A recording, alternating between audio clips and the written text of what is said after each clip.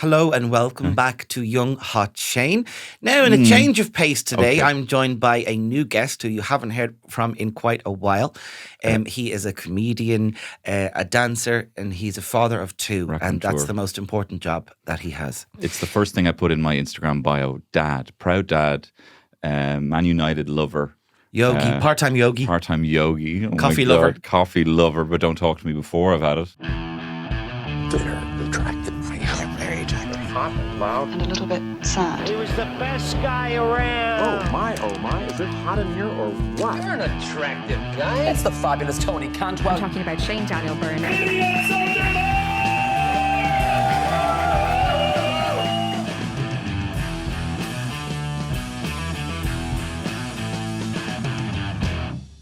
Man, I'm pretty bummed. You're pretty bummed? Why? I like having a beer, after my podcasting in the evening, which I drink responsibly. Of course. I'm so sick of having a full beer. I wish I could have something that was a little lighter and fresher, like something like 2.8% volume. That would be absolutely perfect. I want something that's light and crisp and fresh, something I can drink in the summer months. That has a bit of a summer tropical taste. Right. Oh. Something that'd be a beer, but totally tropical. Totally tropical. Hey. Oh, what am I going to do?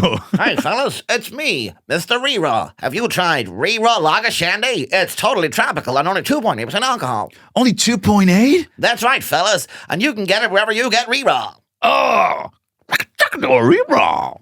Bringing the chicken back. That's good. Thanks, Mr. Reraw. Wait, that was him. Thanks, Mr. Reraw. You're welcome, fellas. Oh, he's gone to the space? Yep. Wow. Oh my God, a message from the stars. Thank you, Reraw, for your sponsorship of Young Hot Guys. Thank you so much. Din. Oh my God. Is the king here? What's that? Some kind of clarion call. Hey, are you from Dublin and surrounding areas and you're sick of those people from Cork getting to buy tickets in their hometown to see Young Hot Guys live on stage? I know I am. Me too. I have just the antidote for you. Coming up on January 21st, 2025, the Young Hot Guys are storming the stage at the historic Three Olympia Theatre in Dublin City. Hey! It's going to be podcasting. It's going to be variety. There's going to be music, dancing, sketches, comedy. It's going to be wonderful, and we'd love to see you there the 21st of January. And also going to be the thing that you listen to every week, just a bit of fun chat. Yeah, but also a big proper show. I mean, I want big all show. Pistons blazing or whatever it's called. I've never been on stage in the Olympia, and this is going to be the first time. It's the biggest show any of us have ever done, and we're combining to make it absolutely stunning and gorgeous. Tickets are on sale now via Ticketmaster. This will go fast. Get them quick. Beat those January blues and buy the tickets right now. Tony Cantwell's here. Sorry, Tony Cantwell is the guest on my podcast this week. It is, of course, my podcast. Seems to be. Well, if we count up, check IMDb, see how many episodes I've been on. The most. Officially, as of right now, the second, I'm now officially the main host. And you've stayed up so late in Australia, and we're just like, no, we're not around. We're like in the country, we're in the city. I was like, no, we're not around. Hilary gave me a check. You're there in your spank palace of a hotel room, like zooming on bad Wi-Fi, and then going to a bar because it wasn't good enough Wi-Fi. You had to upload it, and we're just they don't care about Wi-Fi in Australia. They don't give a shit. No, they're just like, we don't really have that. Like you have that. They don't really care. I was like, do you have Wi-Fi? She's like, sure. And I was like, oh great. She's like, it's not good. And I was like, oh, okay. They're all 5G. Give me one pot of beer. That's what they have, pots. Pots, that's great. Last night I did a gig with American comedian Catherine Cohen, and she's very funny. She is really funny. Cat C. Cohen on Instagram. She's very funny. And she had a drag queen called Candy Warhol opening as well. She was hosting it, and then I was opening. And there was a bit where Candy went to put on, she's like, I think you should put this glitter or shimmer or something, some kind of makeup for Catherine. And she was like, yeah, let's do it. And she went, and I've never felt so like such a bloke in my life because I'm sitting there just in my normal outfit and Candy was like powdering Catherine's breasts or whatever, putting shimmer on, whatever it was. That sounds cool. But they just started sounding like a salon and they just started talking and they were like, yeah, totally. And I always feel that thing. But I know the MAC one, the blush is not as good. She's like, yeah, totally. That's what I think. She's like, do you want another one? She's like, and then even though they knew things, she's like, anything else? And then the two of them simultaneously went, I think the blush. Yes, I think the blush. And I was just like, I've never felt like such a fucking lad. Did you not try and steer the conversation into like Bear Grylls or? I was like, what, he's watching the Euros, girls? Watching the Euros. What do you think of Edmund Hillary climbing Everest? Do you think he should get all the credit, or do you think the Sherpa should get the credit? The Sherpas. I would love to be a Sherpa. I'm going to start open up a Sherpa business there on Cantwell or Luggan the Quilla. Getting outside in the wilderness is one of the greatest things you can do for your mental health. Was Killian up on Cantwell? Where was Killian? I don't know. He said he was at Ireland's highest peak from his Instagram. That must be. I don't listen to Killian with sound on. Sure. He was in. He went on the Sober Stag, and now he's in the south of France. Oh wow. Yeah, what a life that chap leads. Well, did you have a good time with him last week, or did you realise that you're only friends with him through me? That was my him, in him, in the unity of the Holy Spirit. The Holy Spirit. All I was hoping you'd be like, is yours, Almighty Father. I was hoping you'd be together and be like, oh God, it's almost like when George and Elaine are hanging out and you're like, they just keep talking about Jerry. Yes. That was what I was hoping for. Is that what happened? No, we actually had a really good buzz. I really enjoyed my time with Killian. Because we did that little bit the other day as well, where we missed a bit of the bonus and then we filled it in. And we really enjoyed doing that as well. So actually, it was really great. This is awful. I like doing the podcast with you as well. Okay, good. I love you both equally. I know. Look, we've already established I'm the most jealous lover of the three of us. Yeah, that's true. Been established previously. True. But you've been very busy being a big star. I've been busy bee making the greatest show that's ever been on the RTE player. One episode, there's a couple scenes in one episode that are going to be one scene. There is. There's a one scene in one episode. You just wait. You just wait and see. It is incredible. There is a performer in that I've never seen the caliber of. We're doing a very naturalistic performance. It was like proper IFTA material. I mean, I know IFTAs don't do anything for comedy, but I mean, I think if they were looking for a guest star, why don't they? Now that the arts comedy's been funded by the arts, maybe the IFTA will pull the finger out. What comedy would they be awarding? Well, I wonder, there right? Isn't any. In a very boring thing, right? I wonder if the kind of the dramedy. Dramedies are basically comedies that haven't stuck the landing, really. Like the majority of dramedies are like. I mean, like The Bear is kind of like a drama, and there's comedy elements of it. Yeah, and it's cast as a comedy. Yeah, it's not a dramedy. You know what I mean? I think the dramedies are kind of like, there's some funny bits of dialogue, but the pressure isn't on it too hard because we also have this, alcoholic story that seems to just be woven into every dramedy on Irish TV. It's like someone's an alcoholic or something. Yeah. I don't really watch them, to be honest. I don't really have. Do you watch The Bear? I do watch The Bear. Yeah, I love The Bear. Oh, I love The Bear. We had to watch it over a really slow time because it was too stressful. Yeah, it's too. So you can't binge it because it's too stressful. But it is good. I do think he's good, and it is nice to fancy a broken man, isn't it? It is. Do you know what I was saying this to Terry? He's in bits. I worry that Carmy. So. You know the way, like, you get like this generational kind of Be careful throbs. now, because don't give any spoilers. I won't give anything away, but, what's his name? Jeremy Allen White. He's obviously going to be probably a bit of an awakening for a lot of people who didn't really know that they wanted a kind of small, curly-haired kind of guy, So I think it's going to open with a lot small mouth. A small mammoth. He has a small mouth. He does have a small mouth. See, this is the thing. There are elements that are going to open the door. It's like Seth Cohen from the OC. Gave me an opening as a geeky guy where they were like, oh, I'm kind of getting kind of Seth Cohen vibes off him. Okay, I'm not Adam Brody, but it opened the doors for me in certain avenues where it made my whole shtick a little bit more palatable and attractive. I wonder what aspects of Jeremy Allen White as Carmy, like, will it be that, I like a short, curly-haired guy, I like an intense guy, but what if there's also a guy who like flips a fucking table because he's so livid, and that gets confused for being like, he was very like Carmy though, the way he was kind of violent there. Oh yeah. Do you know what I mean? So I worry what I look at what positives are going to bring into kind of scrawny little geeky guys, maybe chefs who are neurodivergent, and then I also worry what kind of abusive things you might see that women will or fellas will tolerate in their partner as a result. And I'm hearing you. I also think maybe you should get out more. I haven't spoken to anyone. That sounds like that's a lot of in-depth thinking you've been doing on that issue. I hadn't smoked weed in a while, and we watched the first 2 episodes, and then Terry was like, shut the fuck up, because I get chatty when I'm okay, or I want. Okay. So I had that thought, and I repeated it here and now. But I haven't, I don't know what's going on. Poor Terry. I know, oh my God. Yeah, God love her. Oh, you've no idea. No, it started that wave of, remember a few weeks ago they were all talking about rat boys, summer or whatever, and boys that look like rats.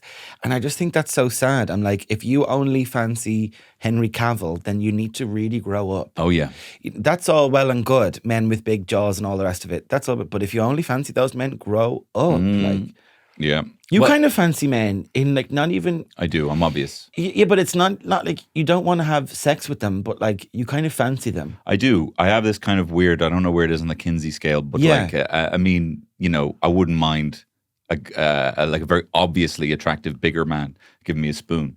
But I don't want him to touch my genitals, and I don't want to touch his genitals. Yeah, and you don't want to kiss. I don't really want to. I wouldn't mind a long hug. You know, I wouldn't mind he kiss the back of my head. Oh, a kiss on the back of the neck. I mean, but there's no. See, this is the thing. I'm not represented. There's no one for me. Where's my? I'm straight, but I want a bigger guy to spoon me and kiss the back of my head parade. Nowhere. Do you want it to be the LGBTQI plus? You want a T for Tony? Just for Tony? Tony sexual? Tony sexual. I mean, look. Let's start it. Let us know what are your unusual blurred sexual boundaries. Like I also think I am gay, but I have so much time for tits. Like oh yes, they're fantastic. That's great. Can I tell one of Catherine Cohen's jokes? Of course, presumably, yeah. Well, she's gone now. End of the she's not look, gone. There's not that many. Anyway, look, I'll just tell anyway. She has a bit in the show where in the middle of nowhere she goes, she's like, I'm not a lesbian, but I love big tits pushed up against the shower glass. And it was just, I was like, yeah, I feel you, girl. I was like, I felt represented up there. Yeah. And that's what comedy should be. That's what it should be. It's a space, you know, we're out there. You know what I mean? I suppose we're storytellers in a way. We are storytellers in a way. Modern day court jester. Court jester. We're dead.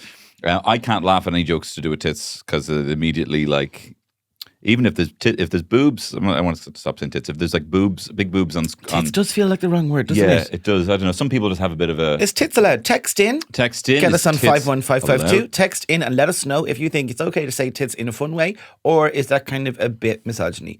Let us know.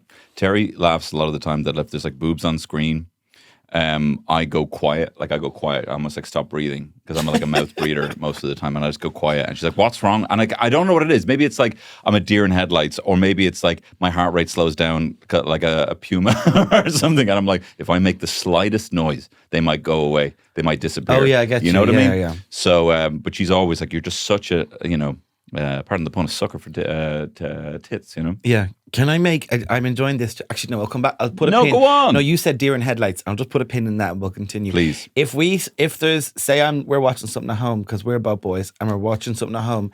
If there's a nudity bit on screen, if I'm looking at my phone, Raymond will say, "You're missing his butt," whatever, and I'll go, "Oh, okay," and we'll rewind it and look at it and go, and it's fine. Terry's the same. And it could be anything. Was she rewind to show you the boobs? Yeah. She was watching Bridgerton, and Nicola Coughlin's boobs popped up on the screen. Do they? And then she told me, the boobs, and I ran in, and I was like, "That's great. That's great now. That's great now. You told me about that. I'm really happy about that." I heard they're great. They are great. Yeah, She's I heard stunning. that. Yeah. She's stunning.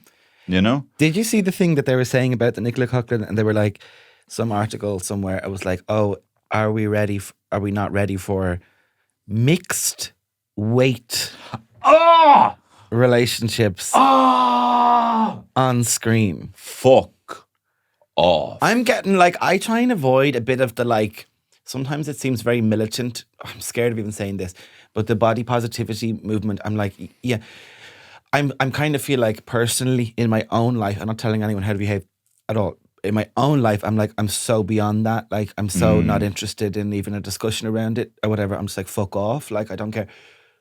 Mixed weight, what does that even mean? I don't. It's someone trying to get the Wikipedia thing of like, now here's the mixed weight. A Wikipedia. Kerm toined by a journalist. Term coined by a vulture journalist or some such. shit. Yeah. And I think that's everyone's trying to get that term. That everyone's trying to get their kind of lasting impact on the internet. I am worried about the journalism. I am worried about it. A lot, because they're so under pressure to have the clicks. I'm worried about who is doing the tweets for the likes of RT News or the Irish Times or any big broadsheet mainstream media like that. Who is doing those? Because I'm worried that they don't have the same training around integrity and stuff. I get concerned about that.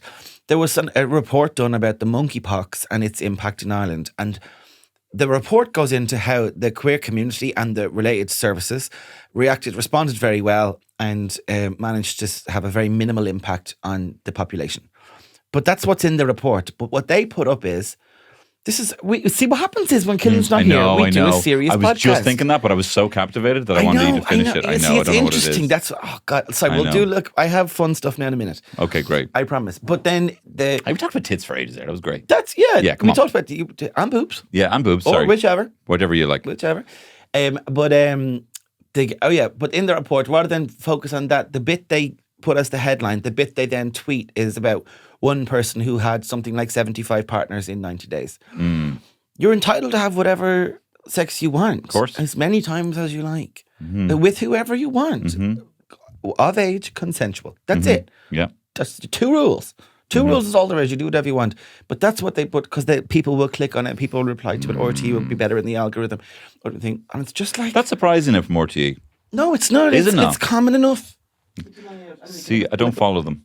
Anyway, was there a deer in headlights? Yes, the deer in headlights yes. pin. Oh! So last week, this is actually this has happened. Last week's podcast hasn't gone out, and then we've received this mail, and it is completely wild. Let me see now. Okay, so last week, Killian, I told Killian. Yeah, that was pretty quick, wasn't it? So quick. I told Killian last week about when we were driving home from Beyond the Pale, me and Amy Gallagher, and the deer walked out in front, and then the baby deer. And then, now, can I say her name? Yes. Shouldn't say not to. So Sarah emailed, right? And she said, now we normally do emails on the bonus. Do you know we call it the mail ball bag now? Oh, I love that. Yeah, you've missed that. It's called the mail ball bag. That's annoying, though, that I didn't coin it. Mail ball bag. It's a pull on mail and ball bag. It's annoying that Kern wasn't coined by me, but go on. Yeah, that term was coined. That Kern was coined by me. So she says, "Hi guys. Over the summer, I work in Phoenix Park with the team that tags the newborn fawns, baby deer. The person on the team that spots the fawn gets to name it, which is cute. That's super cute. Cute game. I was on a mission this year to find and name the 3 hottest fawns after the young hot guys. So say hello to the young hot stags. This is not them." She sends a picture of a little baby deer. That's cute. This is not them, but they basically all look just like this one. I've given each of your namesakes ear tags numbers. Each of your namesakes ear tag numbers below, so you can spot your fawn friend if you happen to be in the park.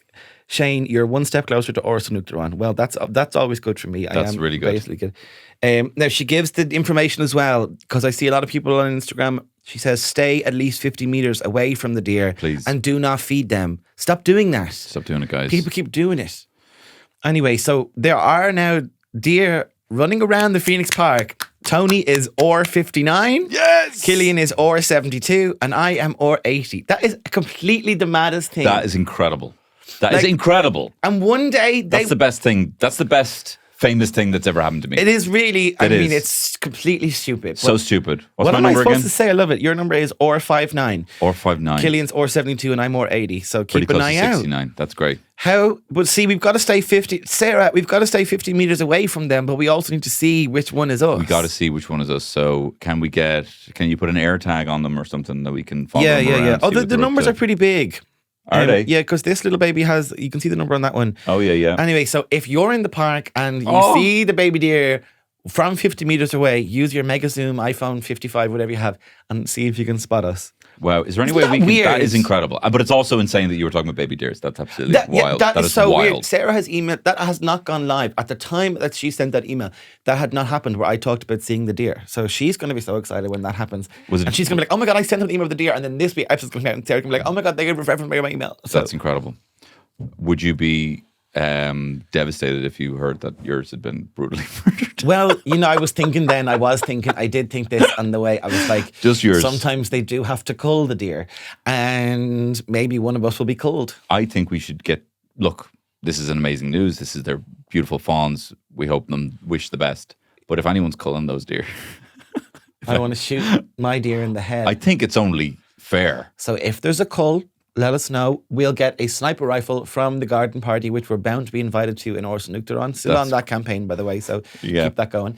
And let us know. No. Let us know. Or if you're going to repopulate with wolves. Not let us know. I just said that made no sense, that sentence. If you actually read the transcript, it makes no sense. It does make no sense, but it's in relation to the culling of our own. Yeah, we will be at the garden party with a sniper rifle and we will shoot dead our own deer namesake. I'd love to keep a tally on them. I wonder, though, if they have our habits. You know what I mean? Like, I wonder if, what's the deer, equivalent? Is mine particularly, vulgar? Or, That's it. Is it nature nurture? That's the kind of thing. Nurture? You know what I mean? Is it? I feel like a deer called Killian. That does sound like a Irish children's book. It does.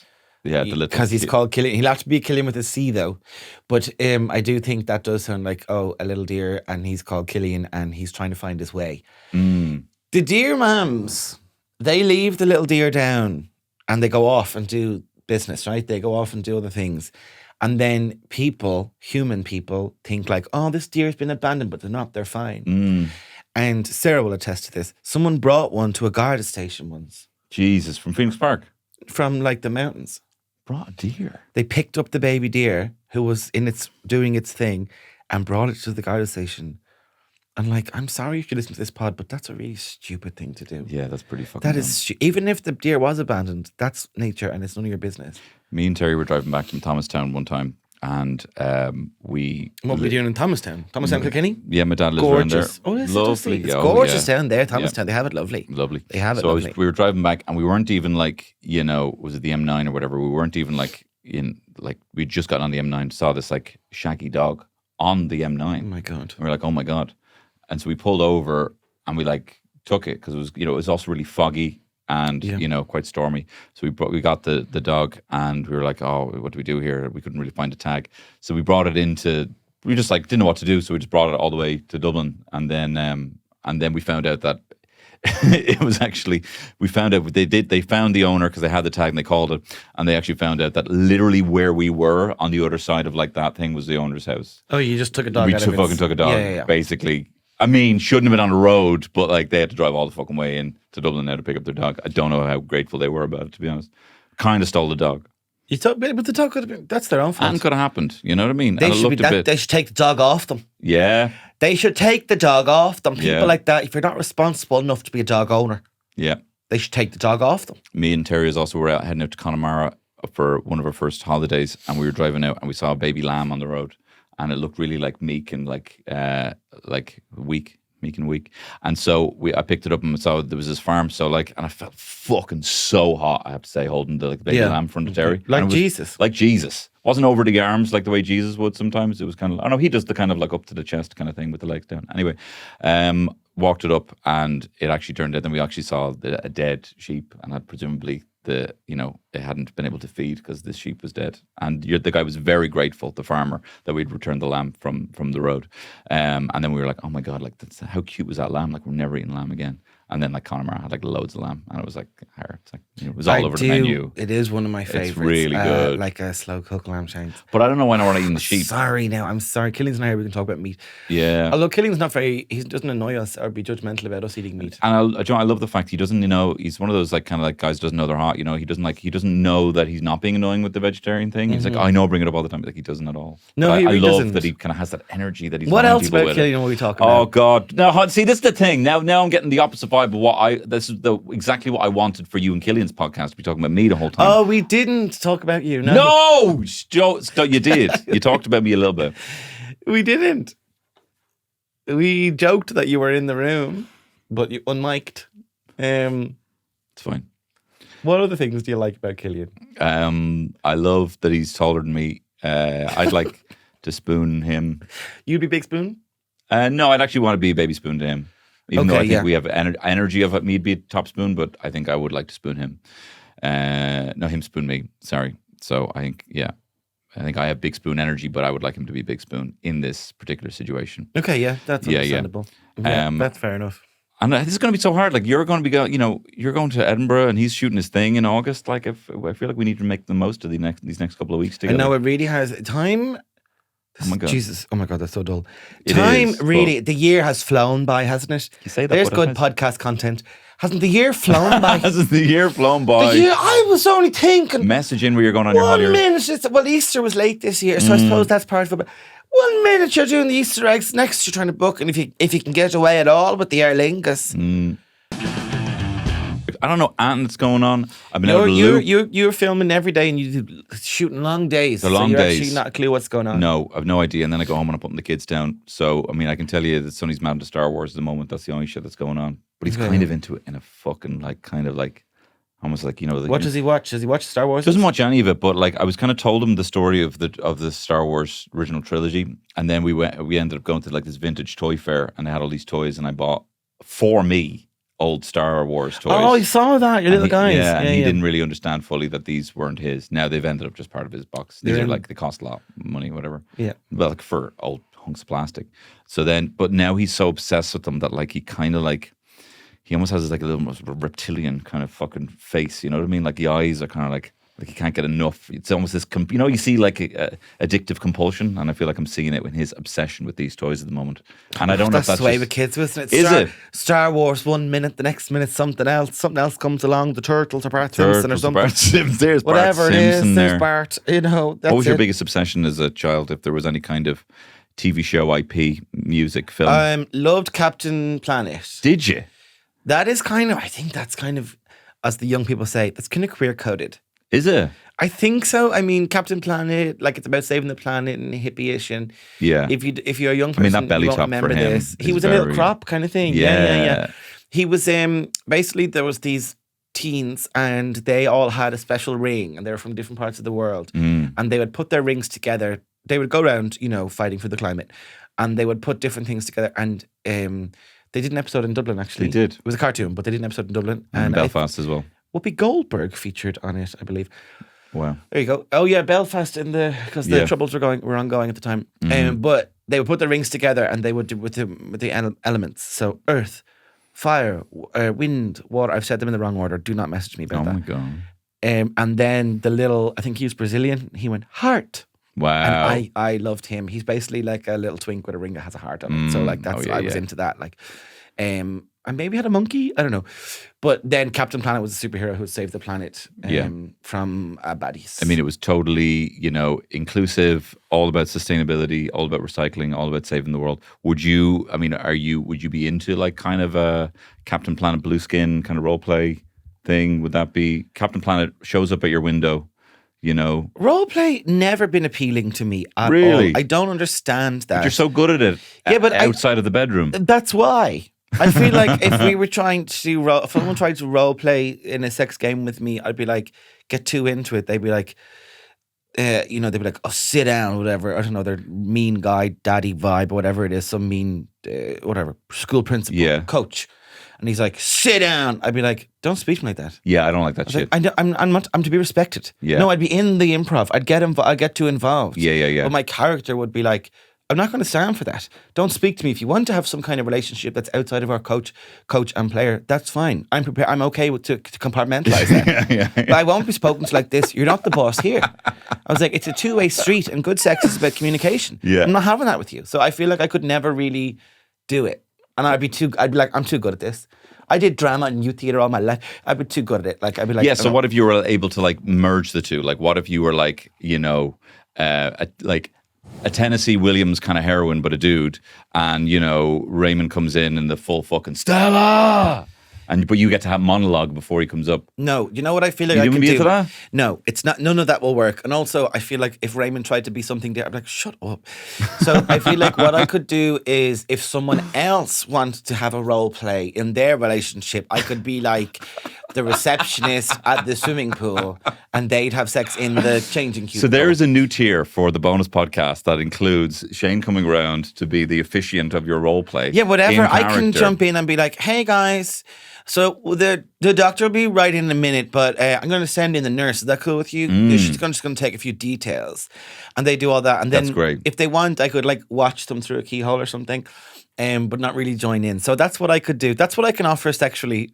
That's great. I That's think actually there all I should be. I would like to see kind of, you know, we've talked about the sample ladies, you know, in the supermarkets. So sample and lady. people are messaging us. The sample ladies have been spotted. Are they coming back? There's been a few. There was the famous one where someone was just doing dog food, so that's no good, or dog sticks. But imagine having a sample of a dog stick, pathetic. But they are back, and that is our impact. We impact on the Irish Times talking about coffee culture. That is our impact. Wow. We are. This podcast is making waves. That's what I'm saying. We need to start buying our bullshit rather than being so self-deprecating all the time. But if there was a sample lady, and then you could kind of play the boss, being like, "Get those fucking samples out," and then some customer comes up to the sample lady and is like, "You shouldn't let them talk to you like that," you know, and then starts taking some of the samples and is kind of like, "What else you got?" You know what I mean? And that's My how it starts. pussy. My pussy, so she says. Want to sample these On a tits? platter. Yeah. Yeah. Okay. Maybe we can officiate it, you know. Help people spice it up, you know. I think so get on, sign up for HeadStuff Plus, get on to that. And, get onto that. We will officiate your role feed, play.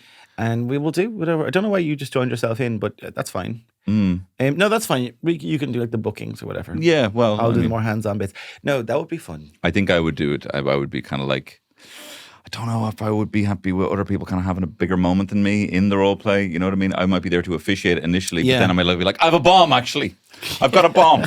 I've got 2 guns. I've just received a phone call. I got some bad news. I'm sorry. My father's been taken ill. There's not long left for him. And the storm, I can't make it there in the storm. And they're like, we're just trying to have... I've got a phone call. These are the last words I can say to my father, being like, Dad. You know, like I'm having my moment, having my one scene moment. You know, now that's Dublin Youth Theatre right there. You wish. I do wish. You do, yeah. You wish you were in it. I know. Yeah, not everyone can be in it. You have to audition. There was one of the funniest moments ever. I did speech and drama for years, and the biggest I've ever laughed. And it was like a small community thing in Marino, Bernie Delaney Speech and Drama. It's where I met all my friends, and we all hung out. Now, it was pretty much the same thing every time. You'd just go in, Bernie would say, "Back to the audience," because we'd always come out with our backs to the audience, and she'd like turn around.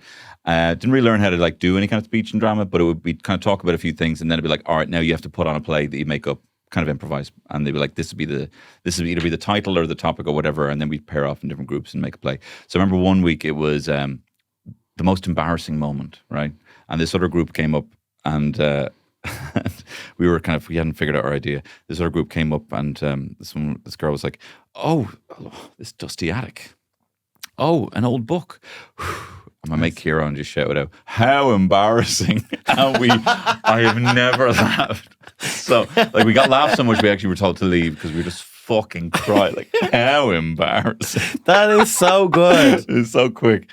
Oh, it was so fun. How embarrassing. How embarrassing. Poor girl hadn't even started. She was just doing the I setup. know. She was working on the where. Yeah, you got to look big at your time. where, how, who. You know what I mean? These kind of things. She was looking at her where. That's what she was establishing the where, the place. 100%. Yeah. Yeah, she hadn't even got to her crow.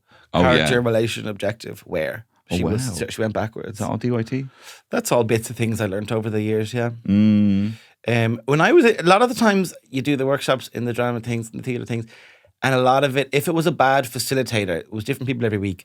If it was a bad facilitator, you just end up doing boring improvs or a little kind of half improv. You'd rehearse them a bit before. And it was always, okay, they're brothers and he stole his CD. Okay, let's see it. And it was like, every week? That's bollocks. You want to do this every week? Where's my CD? Yeah. I don't have your CD. It was like, okay, that's blocking. That's blocking. Yeah. I did the Gaiety School of Acting as a kid as well. That was more expensive and not as good. It was far more expensive. Well, they weren't grant supported like Dublin Theatre. But anyway, that was a lot like that in there. Yeah. It was really cringe. That sounds like an awful kind of premise for a scene because it's just conflict and there's no constant conflict. Constant conflict. But the same source of conflict. Transactional as well because you have to somehow give it back. And can I have that? It doesn't really, and you're already talking about one object. No, God. The Gen Zs listen to this. Do they think of the way, did your parents have vinyl when you were a kid? They had it, yeah. We would play sometimes those and we would enjoy jumping on the ground to make it skip. Oh, yeah, that's fun. Did you do that? Do you do that with your kids? Put on music and make them dance around? Yeah, all the time. What is that? Like, it's such a good thing. Where does that stop?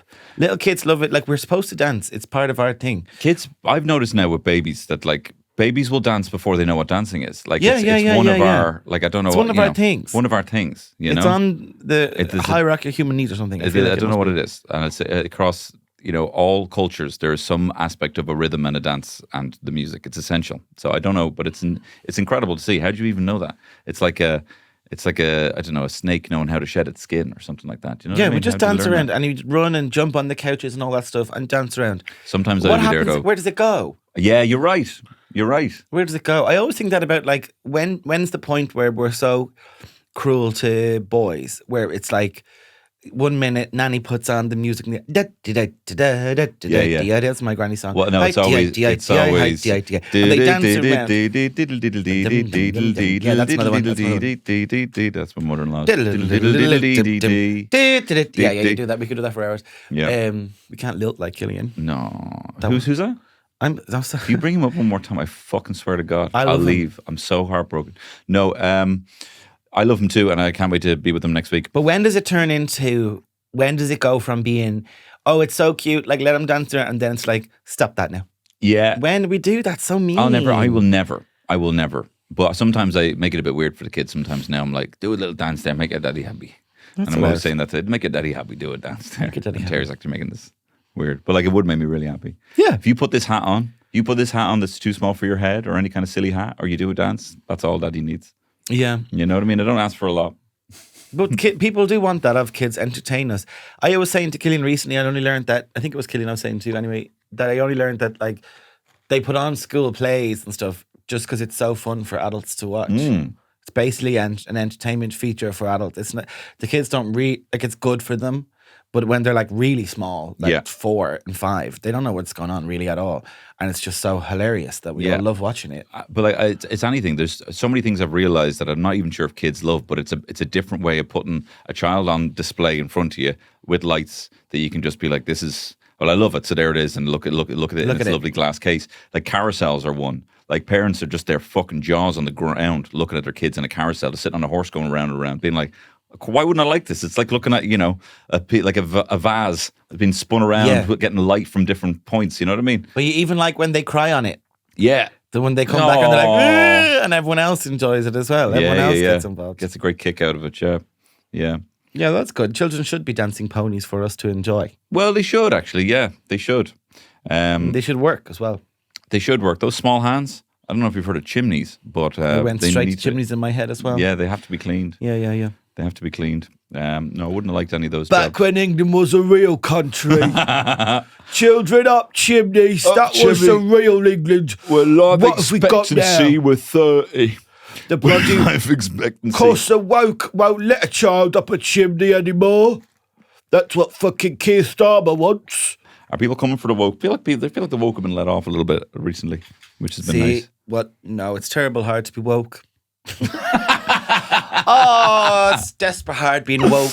I mean, I told you that thing where the 2FM wanted me to be on the woke reporter, that guest thing. But like that was like a derogatory term they were using, too woke is this kind of. They were getting a lot of heat from various things that they had said on Twitter. Were like, people were just giving out. It's just the woke people, so we don't have a bit of fun with it. You could be the woke reporter and be like, how do you know Funky is a dolphin? You don't be assuming his fucking mammal status. I'm like, this is the worst thing I've ever heard in my life. It's the worst thing I've ever heard in my life. Has no one been knocking down the door for you to get a radio show? No. You said that like it is, and you can't tell me. No, it's not. I don't have any interest from the RTE at all. Oh, okay. No, I haven't had any interest. Okay, cool, interesting. It'd be very difficult. No, actually, I think you could manage it. Yeah, you could manage it. Yeah, you'd have to do more than you do now, which would be annoying. But you'd pull it off, I just feel like, is anyone? I don't know. This whole radio thing, this is going on for months now, and now they've advertised for jobs. Like, we're looking for like anyone. They've put a kind of call out for anyone want to present a radio show. Yeah. You think you have the skills? Was like, why don't do just an open hire day? someone? Yeah, hire someone right there. Yeah. Just hire someone. There's loads of people around RTE who do like fill in on bits and cover shows. I'm like, just put one of them in there. There used to be a heyday. Like I heard a story of someone in RTE throwing a fucking chair at someone, and that just being kind of just like, oh well, that's just what like. They're going too woke. Like Clarkson, you can't even throw a chair around in your work. Chair at a woman anymore. But yeah, like, I don't know, like Clarkson bashing your man for like not having his food ready because he was hungry, you know, like there are things like that. Like Jerry Ryan wasn't like that, but like the status of a Jerry Ryan, the status of a gay Byrne, they just do not exist, you know, from the medium of the, you know, national broadcaster anymore. Good. I know, but like, yeah, but I hate that kind of. Not mad. I think the way if to be a performer or to be a public facing person, Joe Duffy would be the last, I'd say. You have to have Joe Duffy. You have to have a bit of a ego, but you also can't let it be the only thing you have. The way they make announcements after 10 long years, like, you know, no one actually really cares. if you live or die. Whoa, okay, all right. No one gives. Done with that. I just think people can sometimes think that they're like, I don't know, like Ireland is so small. Everything in Ireland is like a local radio station compared to other parts of Europe and the world. Oh yeah, like it's nothing. It's not. It's just be like a local newsman, unfamous. You know what I mean? It's just I don't know. What kind of report do you think you'd get when you die? When you die young? You love thinking about this. I do. But I'm curious about it. I really do not care about my own lasting like legacy. Genuinely, like I really don't know. But I used to a lot, but I don't anymore. But I wonder what kind of thing would it be? Would it be a kind of like just at the end of the news? Would you make the news? Would the president say anything? It depends on how much of a fuss would be kicked up by the people online in general, I think. For them to, If enough people were like, oh my God, this is so tragic, then they would put it maybe on bits of the news. It would certainly be on like the pop radio station news. You know, the way they do the news and those, this is well-trodden territory, it's boring, but you know those voices they do for the news? And it's so bizarre because it's so detached from what they're reading. They're like, 59 children died today in a collapse. And it's like, why are you they speak so flippant. And they're dead. The children are dead. And we're all squashed when the meteor fell on them. They are dead. And also, pop princess Rihanna is expecting a new baby with husband ASAP Rocky. They just roll it into one. So I'd feature on that one. State-funded news claim 76 dead. State-funded. They always kind of like, kind of bookend. Like, you don't have to believe this because the state-funded news in that country said this. You know, did you ever see that? Oh, no, I don't know that They say that sometimes. Yeah, well, if ever they are, like, we have to say the news, but we don't necessarily want to be, like, showing that we're, like, allegiance to this side. So we say the state-funded said that. But, I think you'd get in just before a new celebrity baby. You know, comedian Shane Daniel Byrne. I think people would say he was about to be huge. Oh yeah. And they'd say that, and people would say that, all the comedians say that, it was like he was really going to go far.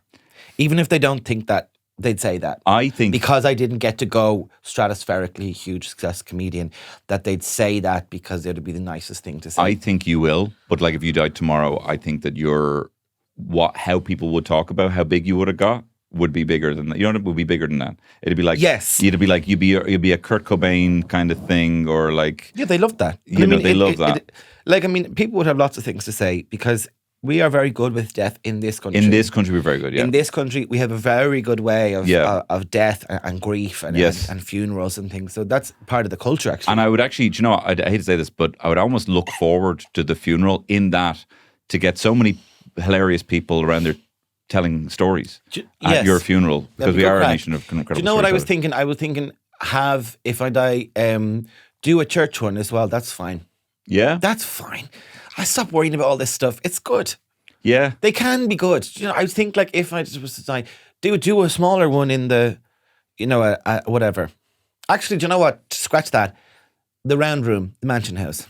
Okay, yeah, do it there. Great, yeah. I have money in the credit union. That'll pay for that. That's good. So that's it. That's what I'll do. If we were doing a church funeral for you, like in the middle of some psalm or whatever, I feel like I'd be like, so what the fuck has this got to do with Shane? Like, why are we talking about this? Yeah, but it's good you fit them all in. I don't know. I find it's very excessive. I think it's very... Yeah, but it's a big room, so handy. It is a big room. And people can go back to work. You know the way you go to funeral, somebody like my brother's friend would come, but then they go back to work. Yeah. That kind of thing. This is making me a bit sad, so I don't want to talk about it anymore. Yeah, I hope you don't die. I hope I don't die as well. What are your plans for your death? I don't know. I used to have Do you have a will because you have a mortgage? Is that a thing? Are they connected? Yeah, I do, yeah. So we had to kind of do that. Well, actually, we didn't have to do it, but when we were like doing the life insurance and we had to get a lawyer for the mortgage, the lawyer was like, I'm going to insist that you do a will. Most people leave it, so I insist you do it now. So we just Death pledge. Death pledge. Pledge it all. You know, I really am into at the moment is there's this guy on TikTok, etymology. He does. Oh yeah. And what's a good one? Well, I was just thinking of this because mortgage comes from the French. It means death pledge because you basically have it mort like death. You know, which we are great in this country. We're great in that. We're great at mort. But no mortgages though. He was talking about how you call a blog, but it's not actually. A blog is a nonsense word. It comes from web log, from a web log, and then somehow it got confused that someone thought it was blog, and then the went, so it became blog.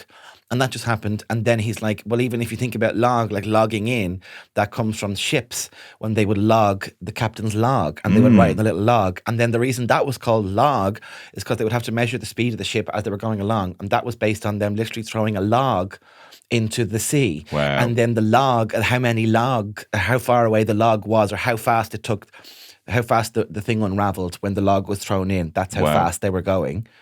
So it comes from a literal log, and then we have things now called a blog, which is so far away from that log. And then vlog. And then vlog is a video log. What are you talking about? Insane. What's any of it mean? It's fantastic. I'm really into it. So that's why people want to skip the whole fucking queue and go straight to mixed weight. You know what I mean? People are looking to skip that whole.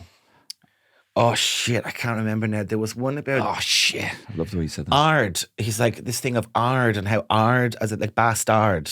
Oh right. And blackguard, those kind of things. Ard became a word meaning bad. Anyway, I'll try and think of his name and I'll put him in the notes. Or I'd love to see that. Whatever. It's really good. Now he does have an annoying TikTok voice. He does the have you ever wondered why these? But I'm into it. I mean, like you get so far in the TikTok. If I look at like what I actually have put out as like reels, like this is so not appropriate for like not inappropriate, but like not appropriate in what actually catches people's attention. Do you know what I mean? Yeah. Like you almost need to treat the viewer like they're a baby. And Yeah. Look at this. Yeah. You know, like I did a scene in the show with a dog, and I had to like wave ham in front of my face, you know, to get the dog to like look at you. to look at me, you know, and I feel like you have to do the same kind of thing. Like, look, here's the ham. All right, Don't look away. Now I need to tell you about neurodivergent children. Yeah. You know. I say if I look at TikTok at the bed, I say, I'm gonna lie down, look at my Americans. Just see what my American young people are doing now. Do you know what? There was a while where looking at my phone, because you know you're shooting things, you have like 5 minutes here and there, and then you have to go back out. You never really have like a long period. You wouldn't open a book in between takes. You probably could, but like it's always 5 minutes, and then you're back in to check something, then another 5 minutes. So you probably get like a couple of hours rest in between all these takes, but it's never enough to actually tuck into anything. So I've just been like doom scrolling constantly. Like I've run out and I'm bored of the phone. But I do miss. There was a good while where I was like, do you know, I'm gonna fucking like tuck into this Instagram now, and I was really like, here we fucking go. Tuck into the old TikTok, and I don't have that relationship with my phone right now. I want people to start posting more again like they used to on Instagram so that I can really follow their lives. I don't want these cute little dumps. I want like to see who they're hanging around with. Maybe I just want to be 25. Well, yeah. I mean, there's an element that maybe that's it. I was just thinking there when I was talking about how much I enjoyed the etymology guy, and then I was like, it's imperceptible getting older. It's imperceptible. But then I'm just sitting there as if that's my hobby. I'm like, I really like this etymology guy. And I think if I was to overhear, if I was 25 and now I'm 35, if I was 25 and there was a man at a table in a pub having that conversation, I'd be like, you pathetic loser. How does your life become so small? That's probably what I would think about him. But did that judgment come from your projecting of I don't ever want to be boring? You know what I mean? Like, does the hatred of seeing someone like that talk about that in the same way you'd see a couple? Me and Terry would love nothing more than sit across from each other at dinner and not fucking say a word. Yeah, nowadays. It's fine. I love it. Sometimes we have it and it's always just kind of, we're eating we'll talk in a few minutes or whatever. It doesn't. It's very. We both chat a lot anyway. But if we have moments we're not, and I often think there's someone looking at us right now, being like, I never want to be that couple. Yeah.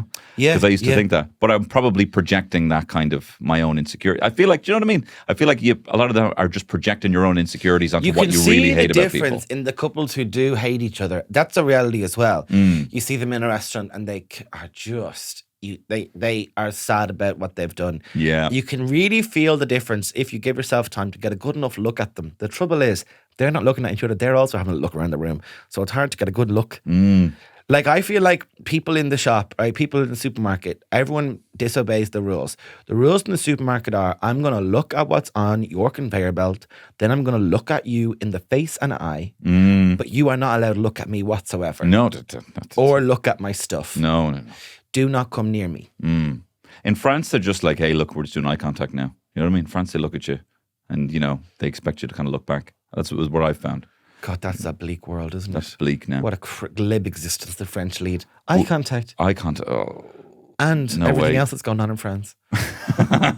Would you rather be... You missed this now because you've been doing your show. I France have. has the most right-wing election since World War II. Oh, really? Did they win? And you know who's in charge of them then? The Nazis took France. So, there you go. Look, as well, I shall talk about this in the bonus pod, right? Podcasts, can I just say this? Podcasts, such as this one, are conversations. They are off the top of the head, little chats. Yeah, they are. And sometimes the boys on the podcast, namely us, will say things that are not correct. Yeah, that's true. And we don't need to be called out on it in messages or comments every time. We've told you, only contact us for praise or if you've we named a new this animal. Down at we the laid beginning. it down. Yeah. We set out our stall.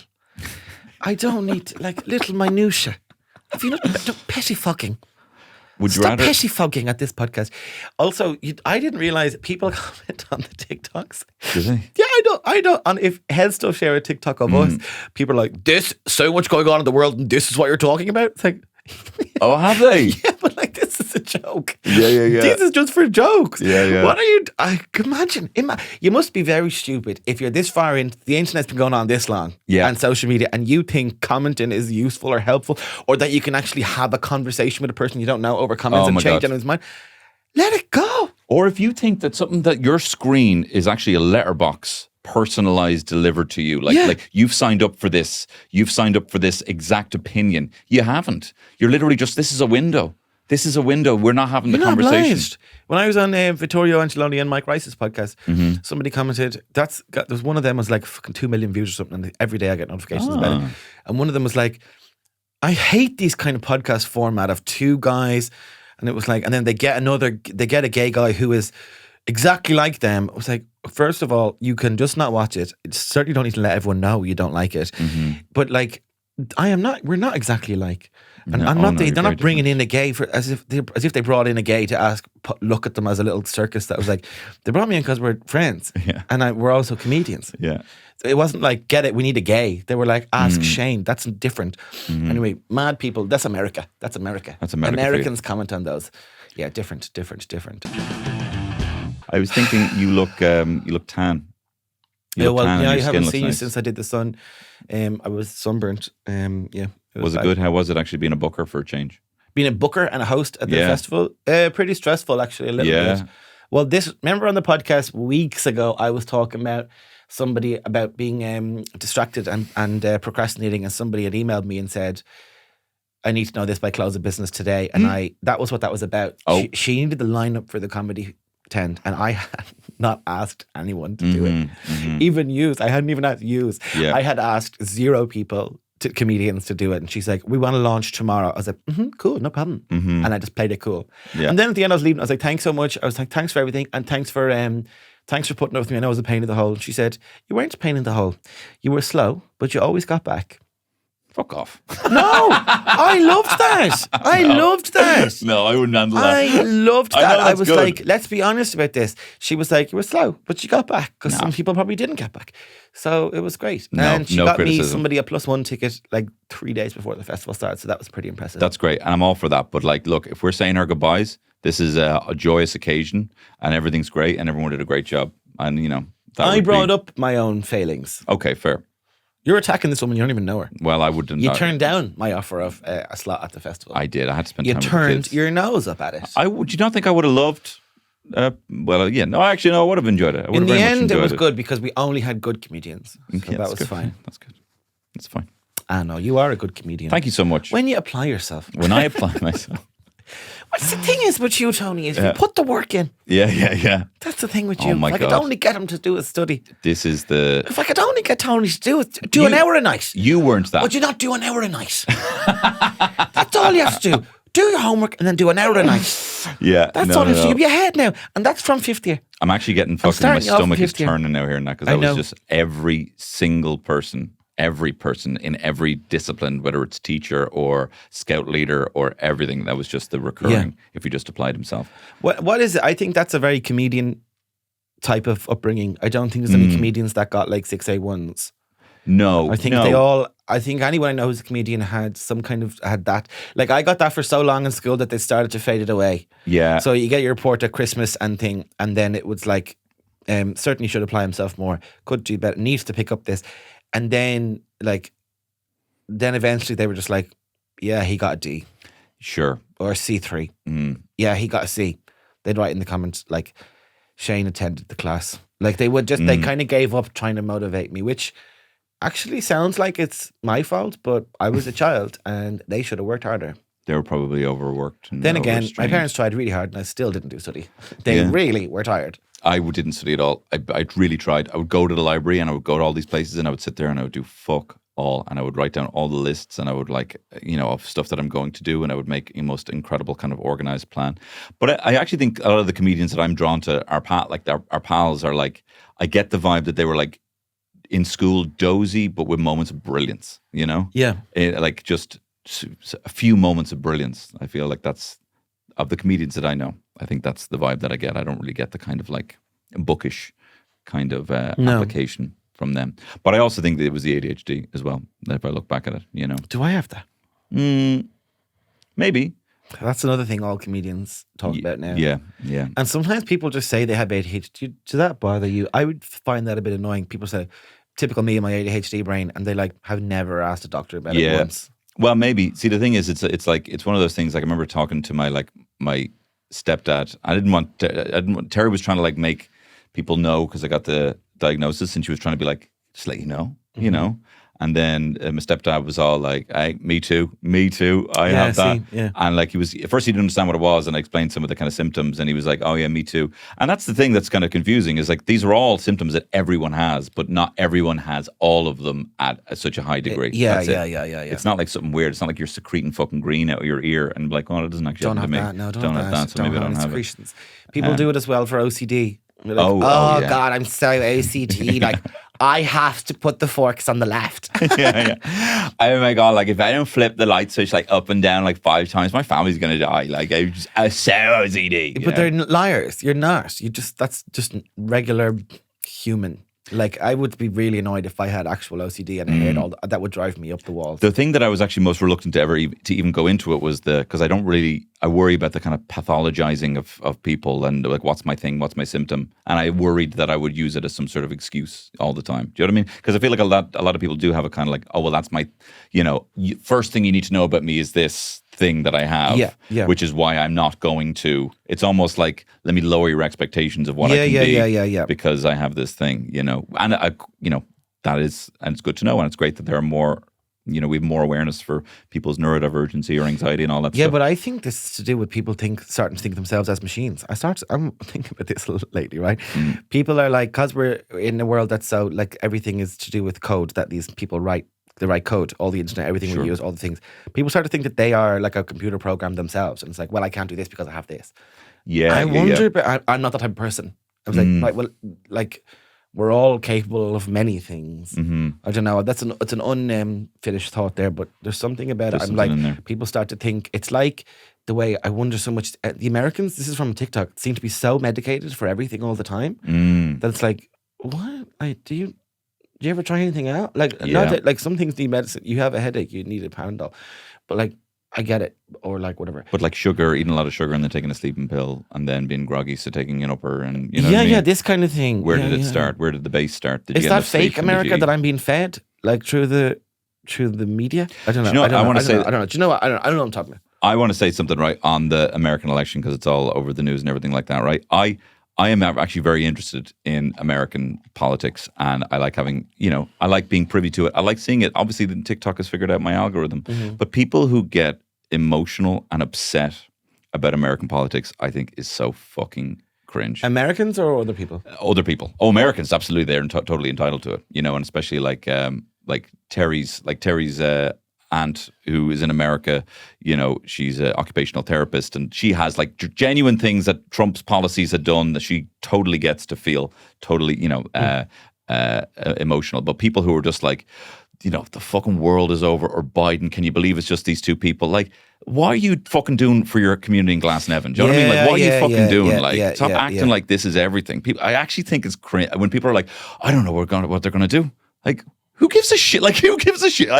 I give a shit for them, all right? But, like, you are really I feel like there's a lot of misplacing of priorities and people giving a fuck. I think people would be able to name you more senators than they actually would TDs. And I think that there's a bit of a misguided... Yeah, I know what you mean. In terms of an emotion, you can have a reaction that was interested about the politics. And, of course, American policies impact everyone else in the world. That's the way things They do and they don't. It's empirical. They don't in the way that people think they do. Yes. Yeah, okay. But then... The Trump style, this is too serious now for this podcast. No, I know. That's why I'm putting it here at the end. But the Trump style stuff of like fake news and all that stuff and lying and getting away with it and lies taking on currency has gripped the whole world now. It has, yeah. That's influenced everything. So 100%. there is need to worry about it. But empires will fall. That's something that they do. That's what empires do. And we're looking at our empire neighbours left and right and sure they're falling. And then what are we doing? Don't know. We're still trying to get it together. I don't know. We're all right. I'm becoming a bit more impressed with Simon Harris, to be honest. I think he's actually been quite good in the Dáil. I actually thought he was going to be a little meek, little fucking dweeb. But do an election. Out. Yeah, no, 100%. Stop pretending he's a real Taoiseach. You're not a real Taoiseach. No, I know. You know that kind of thing. I'm like, you're not the real. No, you're not the real. You're not the real Taoiseach. You're the interim Taoiseach. We didn't even elect the previous two. Yeah. Do you know what I mean? Like they just were. That's who we had to pick in the end. But like, you're not the real Taoiseach. He's there meeting fucking Tim Burton or some shit. You know what I mean? Like, what's got to do with Tim Burton? I don't know. Someone posted a picture. Maybe Tim Burton was in Ireland. There was a picture of Tim Burton meeting Simon Harris. For some reason. I don't know why. Well, I didn't see that dragged through the media yet when Leo Varadkar, the cocksucker, tries to invite Kylie over to government building. They all kick up a stink. Wow. Let him have Kylie. There's a lot I disagree with. And I was telling Kat Cohen as well. I said Leo Varadkar and she's like, who's that? And she's like, I was like, he was like the kind of prime minister in Ireland. Which you're allowed to say, by the way people go, ooh, that whole thing where they're like, hello, BBC, it's called a Taoiseach. I get so annoyed by that. It was like, would you rather, because in Germany it's called a chancellor, but they also have a German word that is another meaning chancellor. Would you like, Taoiseach means chieftain. Would you like the BBC News to say, Ireland's chieftain, Simon Harris? Would you like them to say chieftain? Is that what you would like? I mean, I wouldn't mind. My voice broke. I was so into it. That was beautiful. Oh my God, I'm so shy. I guess that does actually sound kind of nice. Chieftain's pretty good. But like, you're not really going to have them say chief. Anyway. Oh, he is not the embodiment of a chieftain. I was like, oh, he was the prime minister and he's like, he's mixed race and he's gay, but he's also Margaret Thatcher. And she was like, oh, it's so annoying when they always do that. And I just thought that was really good. Everyone knows. Like, we all have heard that before. Like, you want a Justin Trudeau, or like, you sell him as a Justin Trudeau, but he's actually a Thatcher. Justin Trudeau, what is he? Don't know. He's weak. Yeah. He's weak. Sure, he was a babe growing up, but he's weak. Yeah. He's weak. I don't like political dynasties, right? There you go. Look, thanks very much for listening. Killian will be back next week. Killian, please come back and bring your youthful, boyish energies and charms. I just wish Killian was here to look at his phone for 20 minutes. Oh, my God. I wish. And we would stop talking about serious things because we're a pair of elfless. We are. Sorry about that. Don't mind us. We're a pair of elves now. Gen Z, come back next week for Hot. Killian will be here. And look, I've had a good time. I've had a good time as well. Can we get 2 Smiddix, please? Actually, a point of special for me and just a Smiddix for him. And Smiddix with a Guinness head, please. That's what I said. Is that what you did? Point of special. Oh, sorry. Do you know nothing? I obviously don't.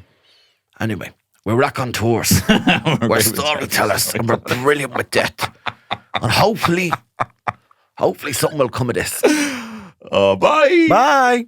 They're attractive. Very attractive. Hot and loud. And a little bit sad. He was the best guy around. Oh my, is it hot in here or what? You're an attractive guy. It's the fabulous Tony Cantwell. I'm talking about Shane Daniel Byrne. Killian Sundermann!